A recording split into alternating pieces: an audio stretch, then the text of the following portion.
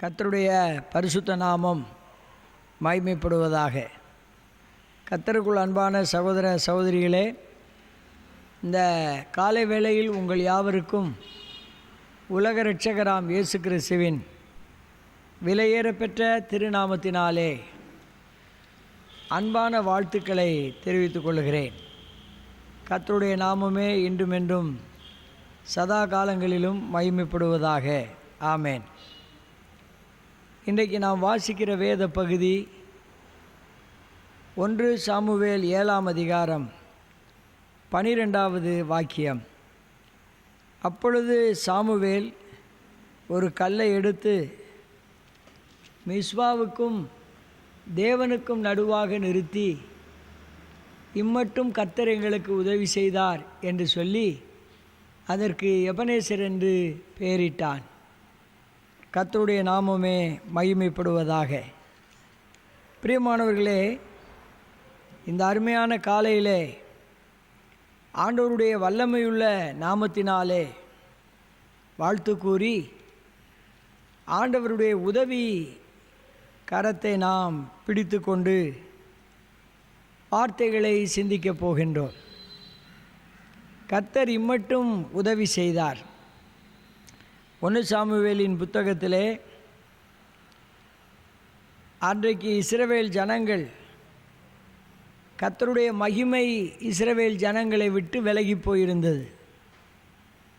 அந்த சமயத்திலே அவர்களுக்குரிய ஆராதனை பெட்டியாகிய கர்த்தருடைய பெட்டி, அவர்கள் அதை இழந்து போய் இருந்தார்கள். அதனாலே ஏறத்தாழ 20 ஆண்டு காலமாக அவர்கள் புலம்பிக் கொண்டிருந்தார்கள், அழுதார்கள், புலம்பினார்கள், கவலைப்பட்டார்கள், வேதனையோடு இருந்தார்கள். அங்கே சாமுவேல் இஸ்ரவேல் குடும்பத்தார் யாவரையும் நோக்கி, நீங்கள் உங்கள் முழு இருதயத்தோடும் கர்த்தரிடத்தில் திரும்புங்கள். கர்த்தரிடத்தில் திரும்புவது மாத்திரமல்ல, அந்நிய தேவர்களையும் அஸ்தரோத்தையும் உங்கள் நடுவிலிருந்து விலக்கி உங்கள் இருதயத்தை கர்த்தருக்கு நேராக்கி அவர் ஒருவருக்கே ஆராதனை செய்யுங்கள். அப்பொழுது அவர் உங்களை பெலிஸ்தருடைய கைக்கு நீங்களாக்கி விடுவார் என்று சொல்லி கர்த்தருடைய வார்த்தை வந்தது. பெலிஸ்தியர் இஸ்ரவேலரை அடிமைப்படுத்தி வைத்திருந்தார்கள். கொடுமையான ஒரு நிலைமையில் அவர்கள் அடிமைப்பட்டு கிடந்தார்கள். அவர்களுடைய அற்புதமான வாழ்க்கையிலே தெய்வீகமான மாற்றங்களை அவர்கள் காண முடியாமல் இருந்தார்கள். தேவன் அவர்களோடு பேச ஆரம்பிக்கிறார். நீங்கள் முழு இருதயத்தோடும் கர்த்தரிடத்திலே திரும்புங்கள் என்று சொல்லி பேசினார். அப்பொழுது அவர்களுக்குள்ளே உணர்த்துதல் உண்டானது. அவர்கள் முழு மனசோடு கர்த்தரிடத்தில் திரும்பினார்கள். 20 ஆண்டு காலமாய் கர்த்தரை விட்டு விலகி அழுகையோடும் வேதனையோடும் வாழ்ந்து கொண்டிருந்த அந்த ஜனங்கள் கர்த்தரிடத்தில் திரும்பும் பொழுது கர்த்தர் அவர்களுக்கு மனமிறங்கி அதிசயங்களை செய்தார். பிரியமானவர்களே, அதிசயங்களை செய்த பொழுது அந்த பெலிஸ்தர் பற்று விழுந்து போனார்கள். அவர்கள் அங்கே அந்த சூழ்நிலையிலே கர்த்தர் அவர்களுக்கு ஆசீர்வாதத்தை அருளத் தொடங்கினார். அப்பொழுதுதான் சாமுவேல் அங்கே கர்த்தருக்குரிய காரியத்திலே ஈடுபட்டு பேசுகிறான். கர்த்தர் இம்மட்டும் நமக்கு உதவி செய்தார் என்று சொல்லி அதற்கு எபனேசர் என்று பெயரிட்டார். பிரியமான அன்புக்குரியவர்களே, இயேசு என்று சொன்னால் ஜனங்களின் பாவங்களை நீக்கி ரட்சிக்கிறவர். கிறிஸ்து என்று சொன்னால் அபிஷேகம் பண்ணப்பட்டவர். இம்மானுவேல் என்று சொன்னால் தேவன் நம்மோடு இருக்கிறார். எபனேசர் என்று சொன்னால் கர்த்தர் இம்மட்டும் உதவி செய்தார். இந்த அர்த்தத்திலே தான் வேத வாக்கியங்கள் நமக்கு விளக்கங்களை சொல்லுகிறது. ஆண்டவராகிய தேவன் பெலிஸ்தருடைய அடிமைத்தனத்திலே கிடக்கிற அந்த ஜனங்களுக்கு உதவி செய்ய ஆரம்பிக்கிறார். கர்த்தர் உதவி செய்ய ஆரம்பிக்கும் பொழுதுதான் அங்கே அற்புதமான காரியங்களை அவர்கள் கண்டார்கள். கர்த்தருக்குள் அருமையானவர்களே, நாமும் கர்த்தரிடத்தில் திரும்பும் பொழுது கர்த்தர் நமக்கு உதவி செய்வார். கர்த்தரிடத்தில் திரும்பாமல் இருந்தால் கர்த்தர் நமக்கு உதவி செய்ய முடியாது. எபனேசர் என்று சொன்னால் கர்த்தர் இம்மட்டும் நமக்கு உதவி செய்தார் என்றுதான் அதனுடைய பொருளாக இருக்கிறது. ஒவ்வொன்றுக்கும் ஒரு அர்த்தம் இருக்கிறது. அர்த்தம் இல்லாமல் ஒன்றுமில்லை. ஆகையினாலே தேவன் நமக்கு உதவி செய்யத்தான் விரும்புகிறார். எப்படியாவது கர்த்தருடைய ஜனங்கள் கர்த்தருடைய உதவியையும் கர்த்தருடைய ஆசீர்வாதத்தையும் பெற்றுக்கொள்ள வேண்டும் என்று விரும்புகிறார். அவர் இந்த உலகத்திலே மனிதனாக வந்தார். மனிதனாக வந்த பொழுது அவருக்கு பேரிட்டார்கள். அவருக்கு பேரிட்டது அவர்களாக வைத்து கொண்ட பேர் இல்லை. பல 100 1000 ஆண்டுகளுக்கு முன்னாடி, சில 1000 ஆண்டுகளுக்கு முன்னாடி தீர்க்கதரிசிகளால் சொல்லப்பட்ட வார்த்தையின்படி தான் அது கொடுக்கப்படுகிறது. ஆகையினால தான் ஒவ்வொரு பேருக்கும் ஆழமான அர்த்தமுடையதாக இருக்கிறது. நாம் எல்லாம் பேர் வைப்போம், அந்த பேருக்கும் நமக்கும் சம்பந்தம் இருக்காது. சம்பந்தமில்லாத பேராகத்தான் காணப்படுவோம். ஒருவருக்கு சாந்தப்பன் என்று பேர் இருந்தால் சாந்தமே இல்லாதவராக ஒருவேளை அவர் காணப்படலாம். இதுபோல் நம்முடைய ஒவ்வொரு பேரையும் நாம் உச்சரித்து பார்த்தால் நமக்கு தெரியும். ஆனால் கர்த்தராகிய இயேசு கிறிஸ்து இந்த உலகத்தில் வருகிறதற்கு முன்னதாக பல 100 ஆண்டுகளுக்கு முன்னே அவருக்கு கொடுக்கப்பட்ட பேர்களெல்லாம் வேத புத்தகத்திலே சொல்லப்பட்டிருக்கிறது. ஆகையினாலே தான் அங்கே சாமுவேல் கர்த்தர் இம்மட்டும் எங்களுக்கு உதவி செய்தார் என்று சொல்லி அதற்கு எபனேசர் என்கிற பெயரை வைக்கிறார். பிரியமானவர்களே, அவர் மனிதர்களுக்கு உதவி செய்கிறவர்.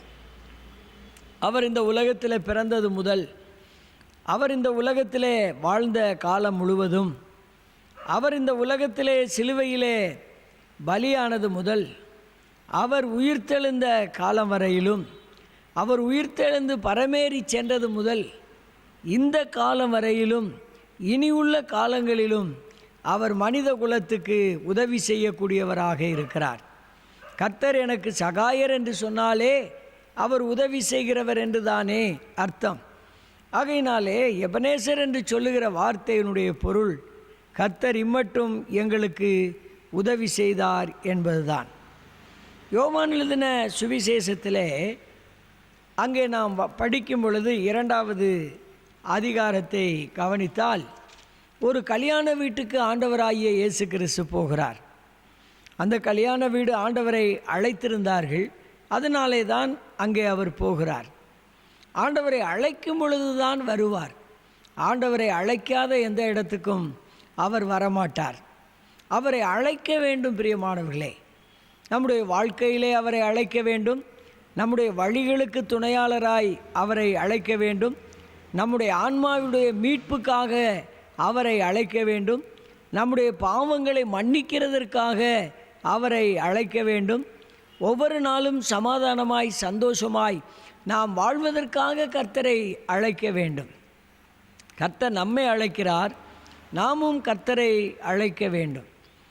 ஒரு வீட்டுக்குள்ளே போக வேண்டுமானால் அவரே வீட்டை தட்டி உடைத்து வரமாட்டார்.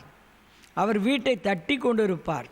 பைபிள் அப்படித்தான் சொல்லுகிறது. திருமறையிலே, இதோ வாசற்படியில் நின்று கதவை தட்டுகிறேன், ஒருவனின் சத்தத்தை கேட்டு கதவை திறந்தால் நான் அவனோடு போஜனம் பண்ணுவேன், அவனும் என்னோடு போஜனம் பண்ணுவான் என்று சொல்லியிருக்கிறார்.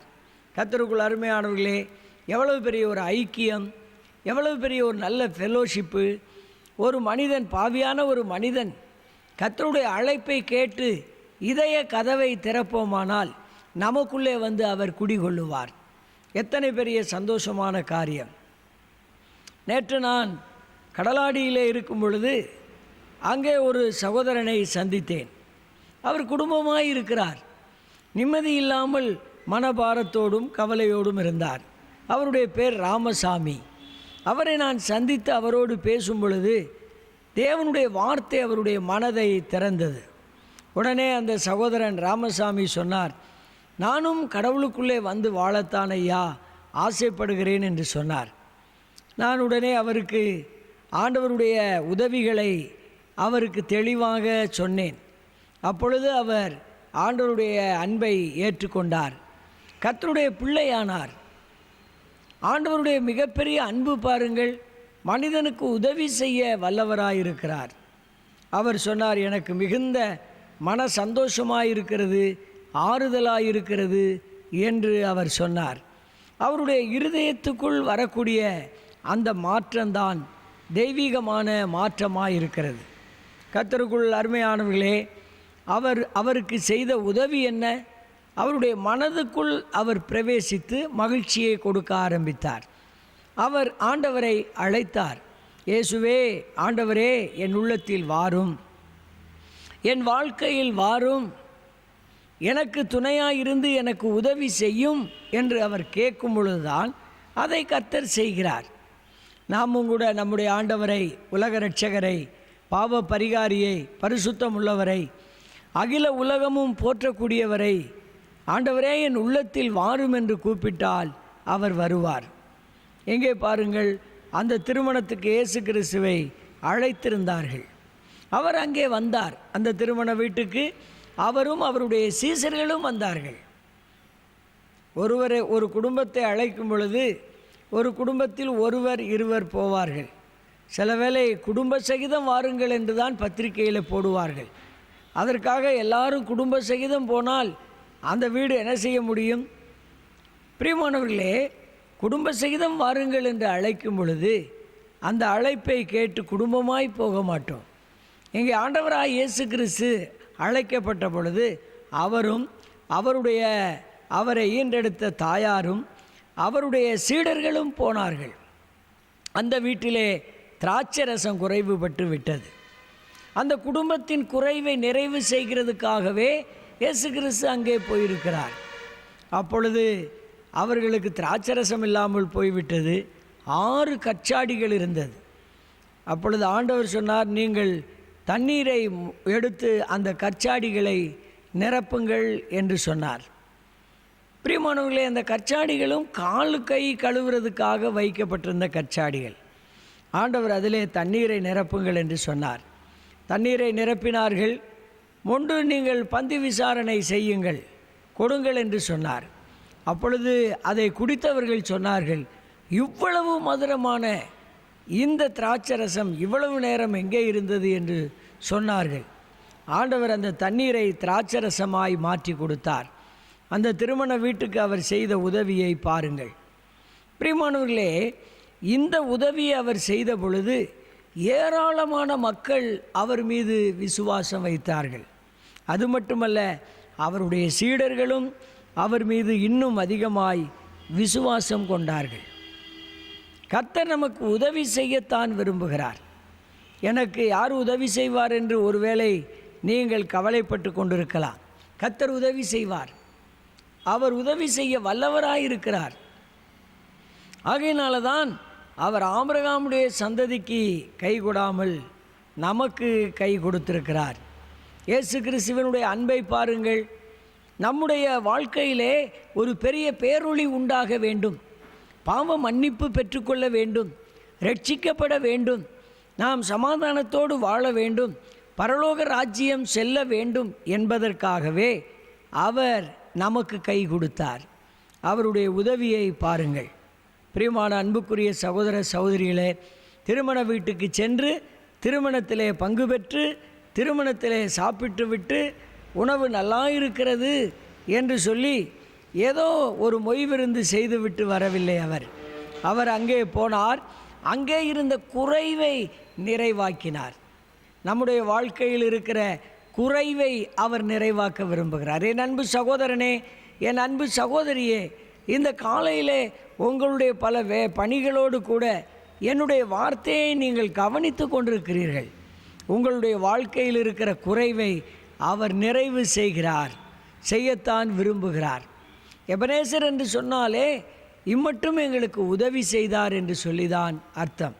அங்கே உதவி செய்த பொழுது அந்த வீட்டுக்கு எவ்வளவு மகிழ்ச்சி, அந்த வீட்டுக்கு எவ்வளவு புகழ்ச்சி, அந்த வீட்டுக்கு எவ்வளவு வளர்ச்சி பாருங்கள். அந்த மேன்மையை அந்த குடும்பம் பெற்றுக்கொண்டது. கானாவூரில் இருக்கிற அந்த குடும்பம் பெற்றுக்கொண்டது. சந்தோஷமாய் அவர்களுக்குள் மகிழ்ச்சி வெள்ளம் பொங்கி எழுந்து வந்தது. பிரியமானவர்களே, அடுத்த அதிகாரத்திலே யோவான் எழுதின சுவிசேஷம் 3வது அதிகாரத்துக்கு வருவீர்களானால் அங்கே 1ஆம் வாக்கியம் முதல் யூதருக்குள்ளே அதிகாரியாக இருந்த நிக்கோதேமு என்னப்பட்ட பரிசேயன் ஒருவன் இருந்தான். பரிசேயன் என்று சொன்னால் என்ன தெரியுமா? ஒரு மதவாதி. பிரியமானவர்களே, மதவாதிக்குத்தான் பரிசேயன் என்று பொருள். ஏனென்று சொன்னால் அவன் வைத்திருக்கிற அதிலே பற்றும் பாசமும் அன்பும் உள்ளவன். அந்த மத சட்டங்களை கை கொள்ள தவறாதவன். அப்படிப்பட்டவன் தான் அவன். அவன் யாராயிருந்தான் தெரியுமா? நீங்கள் வேத புத்தகத்தில் படித்தால் இஸ்ரவேலில் ஒரு டீச்சராக அவன் இருந்தான். ஒரு நல்ல போதகனாக இஸ்ரவேலிலே இருந்தான். அது மட்டுமில்லை, 100 தலைவனாக, 100 பேருக்கு ஒரு தலைவனாக காணப்பட்டான். அந்த காலத்திலே அப்படித்தான் வைத்திருந்தார்கள், இந்த காலம் போல அல்ல. அப்படி இருந்த அந்த 100 தலைவன் அந்த இஸ்ரவேலிலே டீச்சராக அல்லது போதகனாக இருந்த அவன் ஆண்டவருடைய அன்பை அறியாமல் இருந்தான். அதனாலே பகலில் போனால் யாரும் தெரிந்து கொள்வார்கள் என்று சொல்லி இரவு நேரத்தில் இயேசு கிறிஸ்துவிடம் போகிறான். இயேசு கிறிஸ்துவிடம் போய் அவன் என்ன சொன்னான் தெரியுமா? போதகரே, நீர் இறைவனிடமிருந்து வந்தவர் என்பதை நான் அறிந்திருக்கிறேன். ஏனெனில் ஒருவனும் உம்மை போல இப்படிப்பட்ட செயல்களை யாருமே செய்ய முடியாது. தண்ணீரை திராட்சரசமாக மாற்ற மனிதனால் முடியுமா?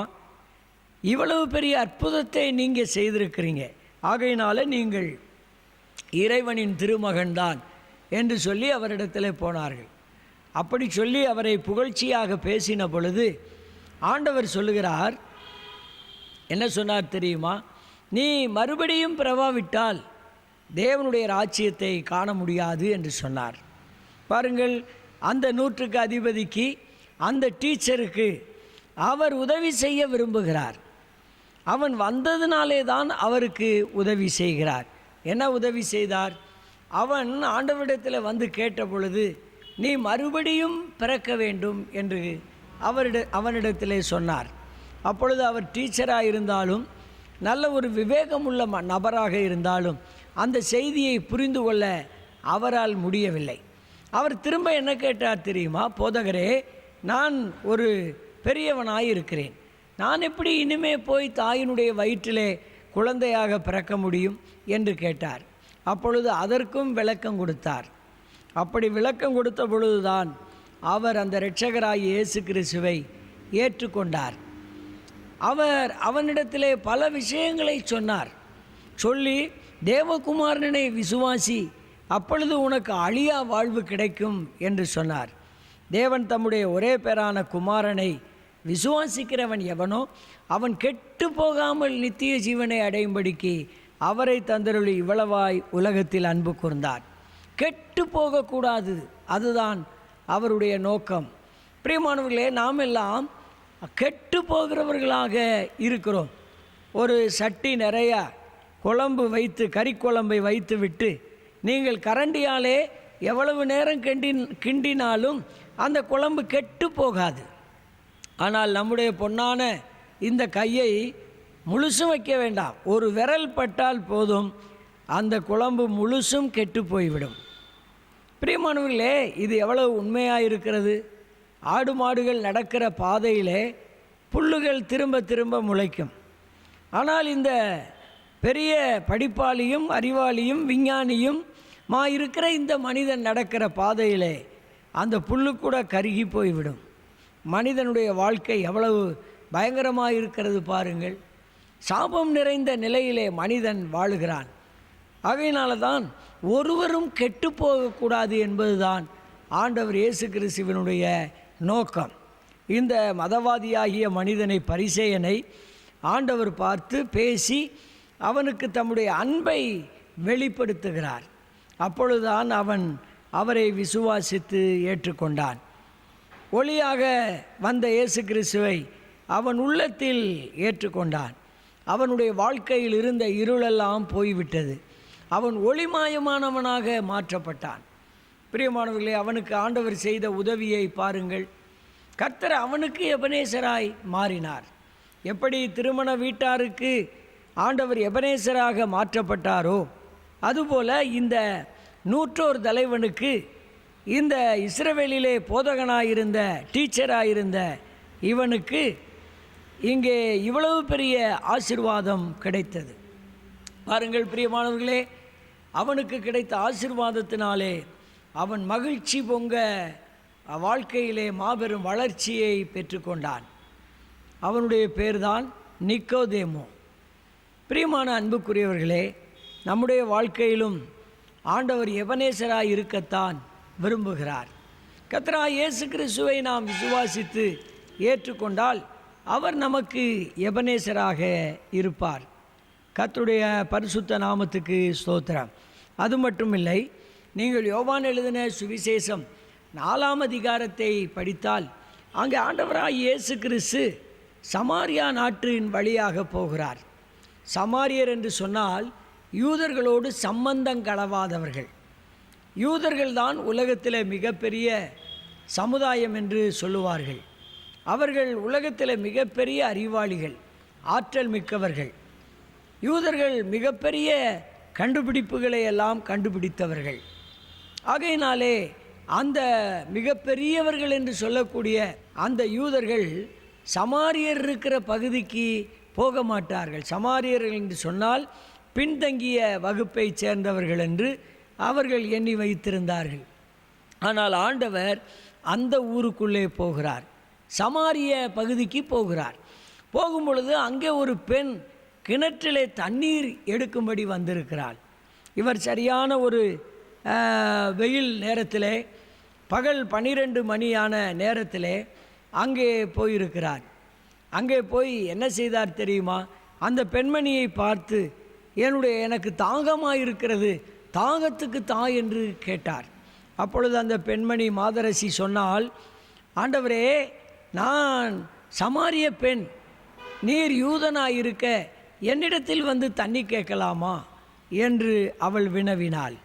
இப்படியாக பேசிக்கொண்டிருக்கும் பொழுது ஆண்டவரே சொன்னால், நான் யாரென்று உனக்கு தெரியவில்லை, நான் யாருக்குமே தாகம் இல்லாமல் போகக்கூடிய ஜீவ தண்ணீரை கொடுக்கிறவன். ஆனால் நான் உனக்கு ஏதாவது ஒரு உதவி செய்ய வேண்டுமா என்று கேட்கிறவர் போல கேட்டுக்கொண்டிருந்தார். அப்பொழுது அவள் சொன்னால், ஆண்டவரே, நான் இவ்வளவு கஷ்டப்பட்டு இந்த கிணற்றிலே வந்து தண்ணீரை எடுத்துக்கொண்டு போகிற அளவுக்கு இல்லாமல் எனக்கு ஒரு காலம் தாகம் வராத அந்த தண்ணீரை எனக்கு தர வேண்டும் என்று கேட்டாள். எவ்வளவு பெரிய வார்த்தை பாருங்கள். உடனே ஆண்டவர் அவளை பார்த்து சொன்னார், நான் உனக்கு இந்த தண்ணீரை கொடுக்க தயாராக இருக்கிறேன், ஆனால் நீ போய் உன் கணவனை அழைத்து கொண்டு வா. எவ்வளவு அருமையாய் பேசுகிறார் பாருங்கள். உன்னுடைய கணவன் இல்லாமல் நான் உனக்கு இந்த தண்ணீரை கொடுக்க மாட்டேன் என்று சொன்னார். அவளை பற்றி ஆண்டவர் அறிந்திருந்தார். அதனாலே அவள் சொன்னால், ஆண்டவரே, எனக்கு கணவன் இல்லை என்று சொன்னாள். உடனே ஆண்டவர் சொன்னார், நீ உண்மையாய் சொன்னாய், உனக்கு 5 கணவர்கள் இருந்தார்கள், இப்பொழுது இருக்கிறவனும் உனக்கு கணவன் இல்லை என்று சொன்ன உடனே அவளுக்கு மாபெரும் அதிர்ச்சியாகிவிட்டாள். என்னுடைய வாழ்க்கையை இவர் எப்படி கண்டுபிடித்தார் என்று சொல்லி அதிர்ச்சியான உடனே அவள், ஆண்டவரே, தேவனே என்று அவரிடத்தில் சரணடைந்தாள். அப்பொழுதுதான் ஆண்டவர் தொழுகையை பற்றி பேச ஆரம்பித்தார். நீ கர்த்தரை ஆராதிக்க வேண்டுமானால் ஆவியோடும் தொழுது கொள்ள வேண்டும், உண்மையோடும் தொழுது கொள்ள வேண்டும். இன்றைக்கு நாம் எல்லாரும் கடவுள் வணக்கம் செய்ய போகிறோம், பல இடங்களுக்கு போகிறோம். உண்மையோடு போகிறோம் என்று சொல்ல முடியாது. உண்மையோடு போகிறோம் என்று சொன்னால் என்ன? பாவ மன்னிப்பு பெற்றவர்களாய் போகிறோமா என்பதுதான் முக்கியம். பாவத்தை மனசுக்குள் நிறைய வைத்து கொண்டு பொய், பொறாமை, கபடு, சூது, குடிவெறி, வன்கண், சண்டை, சாராயம், களியாட்டு, பில்லிசூனியம், வைராக்கியம், பகை, விபசாரம், வேசித்தனம், விக்கிரக வழிபாடு போன்ற நிறைய பழக்க வழக்கங்களை வைத்து கொண்டு கடவுளிடத்திலே போகிறோம். பிரியமானவர்களே, நாம் ஒரு கடவுளுக்கு வணக்கம் செலுத்துகிறோம், அதுதான் நம்முடைய ஆராதனை என்று நினைக்கிறோம். ஆனால் இயேசு கிறிஸ்து சொன்னார், நீ ஆவியோடும் தொழுதுகொள், உண்மையோடும் தொழுதுகொள். இறைவனுடைய சமூகத்தில் நீ வரும் பொழுது உனக்கிட்ட உண்மையான ஆவி இருக்க வேண்டும், உன் பாவம் மன்னிக்கப்பட்டு தொழுது கொள்ள வேண்டும் என்று சொன்னார். உடனே ஆண்டவர் அவளுடைய பாவங்களை மன்னித்து அவளுக்கு உதவி செய்தார். பாருங்கள், முதல்ல திருமண வீட்டுக்கு உதவி செய்தார், இரண்டாவதாக அந்த 100க்கு அதிபதியாகிய கொர்நேலியுக்கு உதவி செய்தார், மூன்றாவதாக இந்த சமாரியா பெண்மணிக்கு உதவி செய்தார். பிரியமானவர்களே, அது மட்டுமா? அதே 5ஆம் அதிகாரத்தை எடுத்துக்கொண்டால் அங்கே பலவிதமான மக்கள் ஒரு குளத்தின் அருகிலே கிடக்கிறார்கள். சில வேளைகளிலே ஒரு தூதன் வருவான், அந்த தண்ணீரை கலக்குவான். அதில் யார் முதல்ல இறங்குறானோ அவனுக்கு சுகமாகிவிடும். நீங்கள் வாசித்தால் 5ஆம் அதிகாரத்திலே பெதஸ்தா குளம் என்று சொல்லக்கூடிய குளம், அது ஆட்டு வாசல் அருகே இருக்கிற குளம். அங்கே 5 மண்டபங்கள் இருக்கிறது. அவைகளில் குருடர், சப்பானிகள், சூம்பின உறுப்பு உடையவர்கள் முதலான வியாதிக்காரர் அங்கே படுத்திருக்கிறார்கள். குருடராயிருந்தாலும் சப்பானியாயிருந்தாலும் ஊனமுள்ளவர்களாயிருந்தாலும் அந்த தேவதூதன் தண்ணீரை கலக்கும் பொழுது சீக்கிரம் யாரும் இறங்க முடியாது. அப்படி ஒருவன் 38 வருடமாய் அங்கே கிடக்கிறான். அவனை ஆண்டவர் பார்த்தார். என்ன நீ இங்கே கிடக்கிறாய் என்று கேட்ட பொழுது, நான் 38 வருடமாய் இங்கே இருக்கிறேன், இந்த தண்ணீர் கலங்கும் பொழுது யாராவது ஒருவர் என்னை கொண்டு போய் விடவில்லை என்று ஆண்டவரிடத்தில் சொன்னார். அப்பொழுது ஆண்டவர் சொன்னார், நீ எழுந்து நட என்று சொல்லி அவனை எழுந்து நடக்க வைத்தார். 38 வருடம் அந்த கொடிய வியாதியில் கிடந்த சப்பானியை ஆண்டவர் நடக்க வைத்தார். எவ்வளவு பெரிய அற்புதம் பாருங்கள்! அவனுக்கு ஆண்டவர் செய்த உதவியை பாருங்கள். அவன் சுகமாகிவிட்டான். சுகமான பிறகு கடவுளை தேடாமல் இருந்தான். அதனால் மீண்டும் அவனை பார்த்து ஆண்டவர் சொன்னார், இன்னும் அதிக கேடு பெற்றுக்கொள்ளாமல் நீ போய் கடவுளுக்கு நன்றி சொல்லு என்று சொன்னார். அப்பொழுதுதான் அவர் கடவுளுக்கு நன்றி சொல்ல ஆரம்பித்தார். கடவுளுக்கு நன்றி சொல்வது என்பது அவரை வணங்குவது மட்டுமல்ல, அவர் யார் என்று சொல்வதும் ஒரு ஆராதனை தான், வணக்கம்தான். ஆகையினாலே பிரியமானவர்களே, அவன் போய் என்னை சுகமாக்கினவர் இயேசு கிறிஸ்து தேவனுடைய குமாரன் என்று சொன்னான். பார்த்தீர்களா? அவனுக்கு கர்த்தர் எபனேசராய் இருந்தார். இந்த காலையிலே தேவன் நமக்கு எபனேசராய் இருக்க விரும்புகிறார்.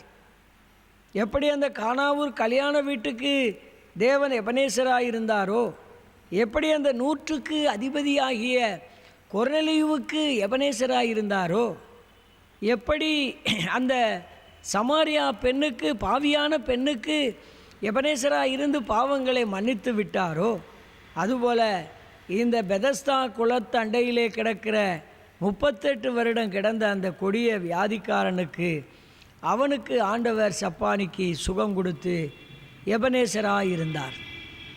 பிரியமானவர்களே, இந்த காலையிலே நமக்கும் அவர் எபனேசராய் இருக்க விரும்புகிறார்.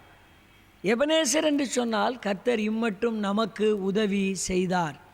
உங்களுக்கும் எனக்கும் அவர் உதவி செய்கிறார். மனித குலத்துக்கு உதவி செய்யத்தான் அவர் இருக்கிறார்.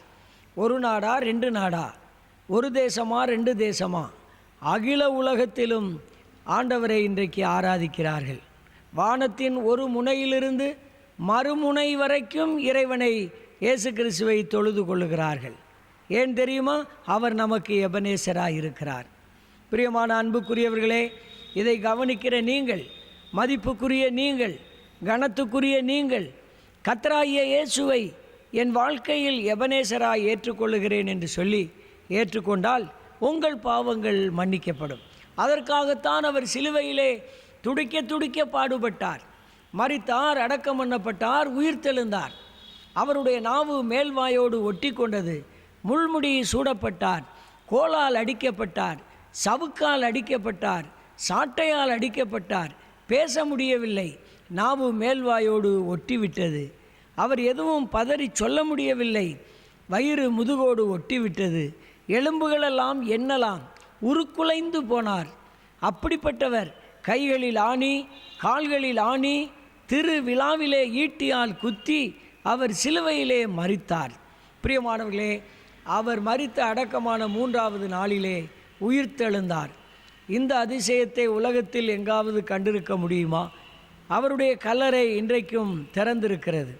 அந்த பகுதியிலே தான் இன்றைக்கு இந்த ஹமாஸ் யுத்தம் நடந்து கொண்டிருக்கிறது. பிரியமானவர்களே, ஆண்டவர் இயேசு கிறிஸ்து உயிரோடு இருக்கிறார். அவரை நீங்கள் விசுவாசித்து ஏற்றுக்கொண்டால் உங்களுக்கு எபனேசராயிருந்து உங்களை காப்பாற்றுவார். நமக்கு அவர் எபனேசராயிருக்கிறவர், நமக்கு உதவி செய்கிறவர்.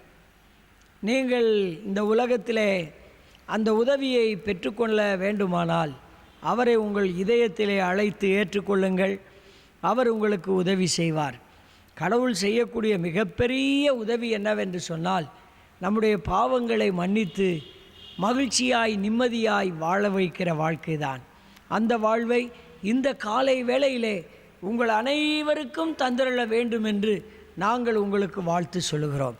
நீங்களும் அனைவரும் இந்த நல்ல இயேசு கிறிஸ்துவை எபனேசராக உங்கள் உள்ளத்திலே ஏற்றுக்கொண்டு ஆசீர்வதிக்கப்பட்டவர்களாய் நீடூழியாய் சமாதானத்தோடும் சந்தோஷத்தோடும் வாழ வேண்டும் என்று நாங்களும் உங்களுக்கு எங்களுடைய வாழ்த்து கூறுகிறோம். ஆண்டவர் உங்களை ஆசீர்வதிப்பாராக. அவரை உள்ளத்தில் ஏற்றுக்கொள்ளுங்கள். கர்த்தருடைய நாமம் மகிமைப்படுவதாக. ஆமேன்.